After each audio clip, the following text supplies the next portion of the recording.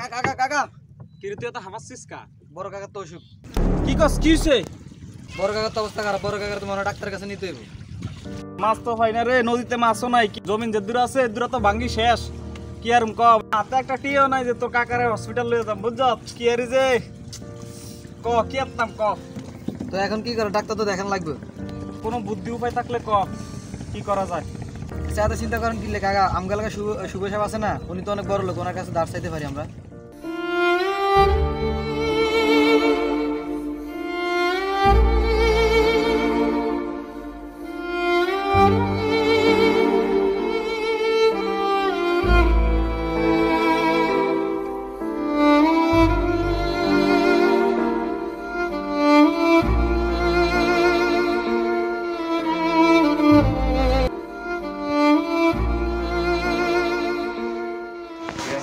আপনি এখানে থাকেন, বুঝছেন? আমি ডাক্তার কাছে যাই, ডাক্তার কাছে যাই পরামর্শ করে আসি, ঠিক আছে? সুমন বাতিজা ভাইয়ার তুমি চাইও, ঠিক আছে? আমি ডাক্তার কাছে যাই। ঠিক আছে ঠিক আছে। আচ্ছা চিন্তা করেন না কাকা, ওই কাকা ডাক্তারের কাছে গেছে, ডাক্তার নিয়ে তাড়াতাড়ি চলে যাবে, আল্লাহ ভরসা তাড়াতাড়ি সুস্থ হয়ে যাবে। সুমন বাতিজা দিঘা। হ্যাঁ বসেন। আমি তো আপনাদের রোগীকে দেখলাম। কি দেখলেন ডাক্তার সাহেব? ইদানিং আপনার বাচ্চা ক্যান্সার বেড়ে গেছে, যদি 2-1 দিনের ভিতরে অপারেশন না করা হয় তাহলে আপনার বাইকে বাঁচানো সম্ভব হবে না। তো ডাক্তার সাহেব চিকিৎসা করাতে কত টাকা লাগবে যে? আচ্ছা, ক্যান্সারের চিকিৎসা তো আমাদের এই জায়গায় করা হয়, তবে ঢাকা থেকে ডাক্তার আসে, উনি আসে চিকিৎসা করানো হয়। যদি আপনারা চান ওনার হাতে চিকিৎসা করতে পারেন, তবে এই ক্ষেত্রে খরচ হবে 3 লক্ষ টাকা, প্রায় 3 লক্ষ টাকার মতো। কাল পরশুর ভিতরে অপারেশন করাতে হবে। তো আর হালকা কিছু টাকা কমানো যাবে না? আসলে এটা তো আমাদের হাতে না, এটা সম্ভব না। ঠিক আছে ডাক্তার সাহেব, তাহলে আমরা টাকার ব্যবস্থা করে তারপর আসবো জি। আচ্ছা ঠিক আছে। আচ্ছা আচ্ছা তো ঠিক আছে। আচ্ছা ঠিক আছে। আসসালামু আলাইকুম। আসুন।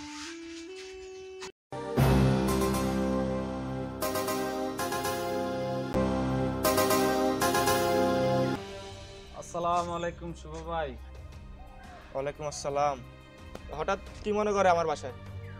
আসলে ভাইয়া আমি আসছি, আমার খুবই একটা বিপদের কারণে আপনার কাছে আসছি যে। আসলে আমার তো তারা আছে, কি বলবো, আসো ঘরে, আসো ঘরে এসে বলো। ঠিক আছে বসো। তো কি সমস্যা বলো? শুভ ভাই আপনি তো জানেনই, আসলে আমার বড় ভাই মজিদ খুবই অসুস্থ, তো ক্যান্সার রোগে আক্রান্ত। তো ডাক্তার বলছে যে অপারেশনের জন্য 3 লাখ টাকা লাগবে, পরশুর ভিত্তিতে 3 লাখ টাকা লাগবে, এই জন্য আপনার কাছে আসছিলাম টাকাটার জন্য আর কি। দিলে খুবই ভালো হইত। ধার হিসেবে টাকাটা দিলে আপনাকে আমি পরে দিয়ে দেবো। টাকা কি পশুর মতো লাগবে? জি সাশা, পশুর ভিতরে লাগবে অপারেশন করার জন্য। ঠিক আছে, গ্রামের মানুষ যেহেতু আমার বাসায় আসছো, পশু সকালে টাকাটা দিয়ে দিব। ওকে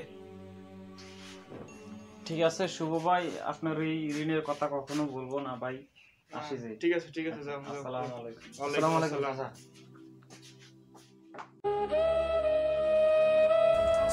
আসসালামু আলাইকুম। ওয়ালাইকুম আসসালাম। বসো বসো। চাচা কিছু মনে করবেন না, আপনার কাছে একটা প্রয়োজনে আসলাম। তোমাদের প্রয়োজন হলে তুই আমার কাছে আসো, যে কি প্রয়োজন বলো। আপনি তো জানেন আমার বাবা নেই, তাই আমাদের সংসার চালাতে কষ্ট হয়। কিছুদিন আগে একটা চাকরি হলো, এখন সেখানে 1 লাখ টাকা লাগবে। কালকে এখন অফিসে জয়েন করতে হবে। ও আচ্ছা, ভালো কথা, তাহলে যাও চাকরি করো। কিন্তু আমার কাছে তো টাকা নাই, আপনি যদি কিছু টাকা ধার দিতেন আমাকে তাহলে অনেক উপকার হতো। আর আপনার উপকার কখনো বলতাম না। আরে এরকম চাকরির কথা বলে টাকা নেয় তারপর চাকরি দেয় না, তোমরা এইসব চাকরি কেন করো? না না চাচা, এখানে আমার এক বন্ধু চাকরি করে, তার মাধ্যমে চাকরিটা হবে। অফিসে জয়েন করার পরে 2 মাস পর তারপর টাকা 1 লাখ টাকা দিয়ে দিবে, তখন আপনার টাকা দিয়ে দিব আমি। আচ্ছা ঠিক আছে, নাও তাহলে কালকে অফিসে যাওয়ার সময় টাকা নিয়ে যাও আমার কাছ থেকে। আচ্ছা আপনাকে অনেক ধন্যবাদ, আসি। আচ্ছা আসসালামু আলাইকুম। ঠিক আছে, যাও।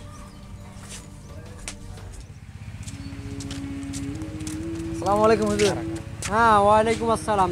তো আপনারা কোথায় গিয়েছিলেন ভাই? হুজুর আমার বাইরের রোগটা তো ইদারিং বাড়ি গেছে, তো গেছিলাম ডাক্তারের কাছে। ডাক্তারে বলছে যে 3 লাখ টাকা লাগবো, 3 লাখ টাকা তো আমরা গরিব মানুষ নাই বুঝছেন নি, তো এই গেছিলাম শুভ সাহেবের কাছে গেছি, কাছে 3 লাখ টাকা ধার চাইতে গিয়েছিলাম।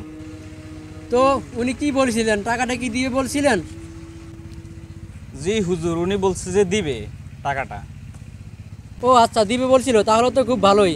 জি হুজুর, ঠিক আছে, তাহলে ভাই আজকে আসি। হ্যাঁ, জি আচ্ছা। আসসালামু আলাইকুম হুজুর, ভালো আচ্ছা, থাকেন। ওয়ালাইকুম আসসালাম। আচ্ছা,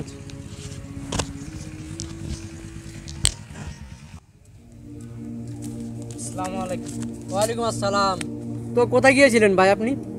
হুজুর, আপনি জানেন তো আমি তো বেকার মানুষ, আমার তো চাকরি বাকরি হয় না। এখন একটা চাকরি আছে, সেখানে এখন 1 লাখ টাকা লাগবে। এখন নবীর সাহেবের কাছে গেলাম, সে বলছে দিবে। ও আচ্ছা, তো উনি দিবি বলছিল, তাহলে তো ভালো কথাই, দিলে তো ভালোই। আপনার দিনকাল কেমন যায়? এই তো ভাই যায় কোনো রকম। আপনারা তো জানেনই, আমাদের মসজিদে সবসময় আপনাদের এলাকাতেই থাকি, মসজিদে চাকরি করি, 5 ওয়াক্ত আপনাদের এখানেই থাকি, নামাজ পড়াই। তো আমাদের কত আর বেতন, 4-5 হাজার টাকা বেতন। আর জানেনই তো আমাদেরও সংসার আছে, পরিবারে টাকা পাঠাতে হয়, নিজে চলতে হয়। এই টাকা দিয়ে আর কদিন মানে এরকম চলতে পারি না। তারপরও ইনশাল্লাহ ভালোই আছি। তারপরেও বলি, যদি সরকার আমাদেরকে একটা বেতনের ব্যবস্থা করে দিত, তাহলে আমাদের সংসারটা একটু ভালোই চলতো। এই জন্যই আর কি একটু কষ্টে আছি, তারপরও সব মিলিয়ে আছি ভালোই, দিনকাল যায় মোটামুটি, এই আর কি।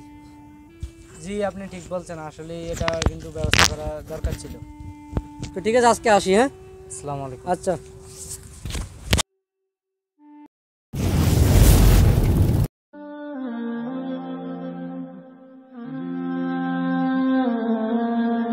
বাতিজা সুমন, শুভ ভাইয়ের কাছে একটু কল দেই, পায়ের চিকিৎসার টাকার জন্য, বুঝছো? কিন্তু দাঁড়া, আমি কথা কই আমি।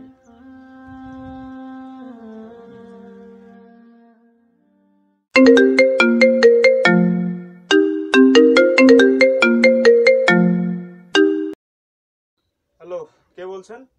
আসসালামু আলাইকুম। ও বেলাল মাঝি। জি ভাই, আপনি? হ্যাঁ, হঠাৎ কি মনে করে ফোন দিলেন আমাকে? জি ভাই, আপনি কোথায়? আপনার বাড়িতে গেছিলাম ওই যে টাকাটার জন্য, বুঝছেন, আমার ভাইয়ের চিকিৎসার জন্য। আজকে দিবার কথা ছিল, তো আপনার বাড়িতে নাই। ও আচ্ছা, এখন আমি তো আমার বিজনেসের কাছে টাকা চলে আসছি। আজকে চিকিৎসার লাস্ট ডেট, বুঝছেন। আপনি তো টাকাটা না দিলে আমার ভাইয়ের চিকিৎসাটা হবে না ভাইয়া। আসলে আমার কিছু করার নাই, আমি ইমার্জেন্সি কাজে ঢাকা চলে আসছি। তো তুমি অন্য কোথাও দেখো, পাও কিনা। কি বলছেন? আপনি টাকাটা না দিলে আজকে আমার কি হবে? আমার ভাই তো মারা যাবে ভাই। ভাই ভাই ভাই, আপনি আমাকে প্রতিশ্রুতি দিয়েছেন টাকাটা দিবেন ভাইয়া, যদি না দেন তাহলে আমার কি উপায় হবে ভাইয়া? আমার ভাই তো মারা যাবে ভাইয়া। ভাইয়া, টাকাটা আমাকে ইমার্জেন্সি দরকার ভাইয়া। আর আশ্চর্য নাকি, কি বলতেছো?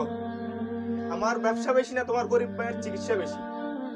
ভাইয়া, আপনি টাকাটা না দিলে আমাকে কি হবে ভাইয়া? আপনার এই প্রতিশ্রুতির কারণে আজকে আমাদের এই দুর্দশা হবে ভাইয়া। আমার টাকাটা লাগবে ভাইয়া, আমার ভাই নাই মারা যাবে ভাইয়া। ভাইয়া প্লিজ, আমার টাকাটা লাগবে ভাইয়া। ফোন রাখো, ফোন রাখো। কাকা, আপনি কোনো চিন্তা করেন না, বিষয়টা আমি দেখতেছি। আচ্ছা ঠিক আছে, দেখ কি করা যায়।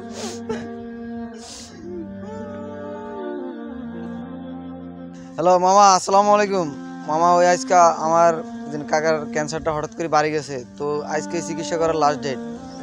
এখন আমাদের কাছে কোনো টাকা টোকা নেই, আপনি যদি একটু দয়া করে কিছু টাকা ম্যানেজ করে দিতেন। আসলে না ভাগনা, তুমি তো জানো ইদানিং আমার ব্যবসাটা অনেক খারাপ যেতেছে, সুতরাং এই মুহূর্তে আমার হাতে কোনো টাকা নাই, আমি তো তোমাকে কোনো টাকা দিতে পারবো না।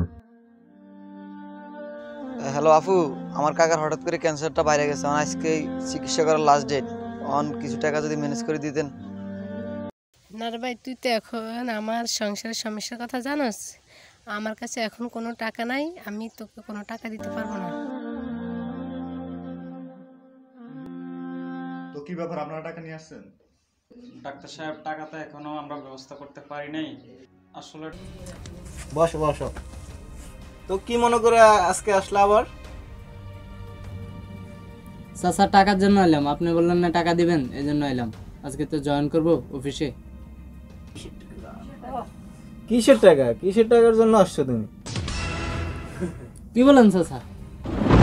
ও, তোমাকে তো আমি বলতে ভুলেই গিয়েছিলাম।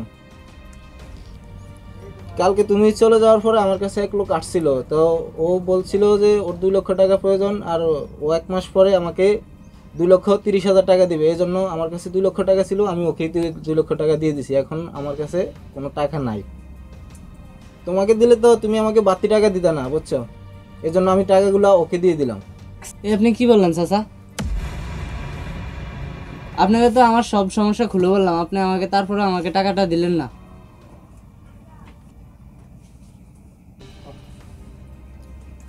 তুমি অন্যের কাছে যা দেখো, অন্যের কাছ থেকে নিয়ে নাও টাকা। আমার কাছে এখন কোনো টাকা টুকা নেই। যাও, তুমি অন্যের কাছে যাও। তা আমি এই মুহূর্তে এখন টাকা কোথায় পাবো? এত টাকা তো আমাকে কেউ দিবে না। আর তুমি অন্য কোথায় যাও দেখো। আমার অফিসের সময় হয়ে গেছে, আমি অফিসে যেতে হবে। যাও, তুমি যাও যাও যাও, অন্য জায়গায় গিয়ে দেখো।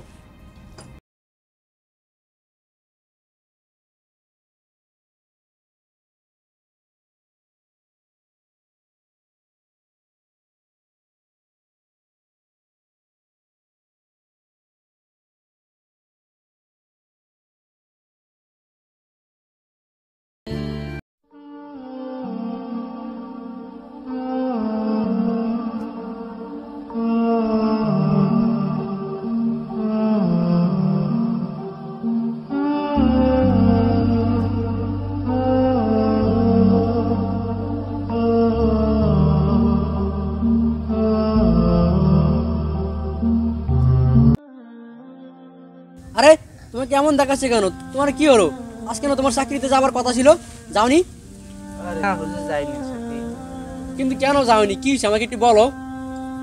আরে নবীর চাচা আছে না, নবীর চাচা আমাকে বললো না টাকা দিবে করে দেয়নি, এই জন্য চাকরিটা আর হলো না। কি?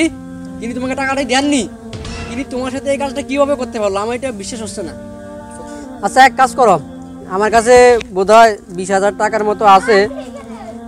টিউশনি করিয়ে ইনকাম করলাম আর কি, অনেক মাস জোগাইলাম।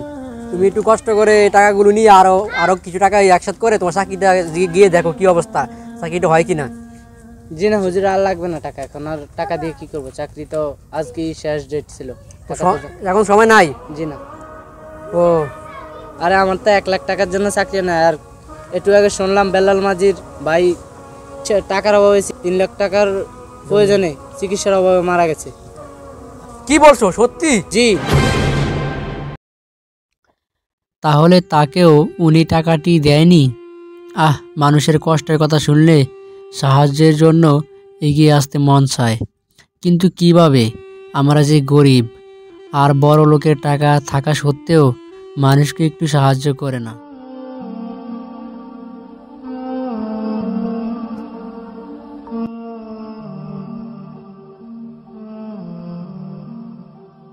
আল্লাহ তাআলা পবিত্র কোরআনে বলেন, ফালা তাকরাবু মালাল ইয়াতিমি ইল্লা বিল্লাতি হিয়া আহসানু হাত্তা ইয়াবলুগা আশদা ওয়া আউফু বিল আহদি ইন্নাল আহদা কানা মাসউলা। আর ইয়াতিম বয়ঃপ্রাপ্ত না হওয়া পর্যন্ত সদুপায়ে ছাড়া তার সম্পত্তির ধারে কাছেও যেও না, এবং প্রতিশ্রুতি পালন করো, নিশ্চয়ই প্রতিশ্রুতি সম্পর্কে কৈফিয়ত তলব করা হবে। সূরা বনী ইসরাঈল আয়াত 34। আব্দুল্লাহ ইবনে আমর রাদিয়াল্লাহু তাআলা আনহু বর্ণনা করেছেন, তিনি বলেন, আল্লাহর রাসূল সাল্লাল্লাহু আলাইহি সাল্লাম বলেছেন, 4টি স্বভাব যার মধ্যে পাওয়া যাবে সে খালিস মুনাফিক বলে গণ্য হবে। যে ব্যক্তি কথা বলার সময় মিথ্যা বলে, আর অঙ্গীকার করলে ভঙ্গ করে, প্রতিশ্রুতি দিলে বিশ্বাসঘাতকতা করে, যখন ঝগড়া করে গালাগালি করে। যার মধ্যে এগুলোর কোন একটির স্বভাব পাওয়া যাবে তার মধ্যে নিফাকের একটি স্বভাব পাওয়া গেল, যতক্ষণ না সেটা পরিত্যাগ করে। সহিহ বুখারী হাদিস নং 3178। আমরা মানুষকে কখনো মিথ্যা প্রতিশ্রুতি দিব না। সামর্থ্য থাকা সত্ত্বেও কারো উপকার করতে না চাইলে তাকে না বলে দেওয়াই ভালো, কারণ আপনার মিথ্যা প্রতিশ্রুতির কারণে হয়তো জেলে আর এই যুবকের মতো আরো অনেক মানুষের অনেক বড় রকমের ক্ষতি হয়ে যেতে পারে।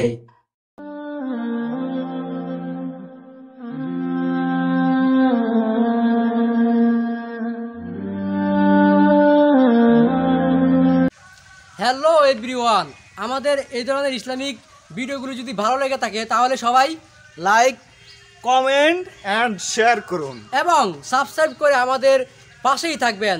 আল্লাহ হাফেজ। আসসালামু আলাইকুম।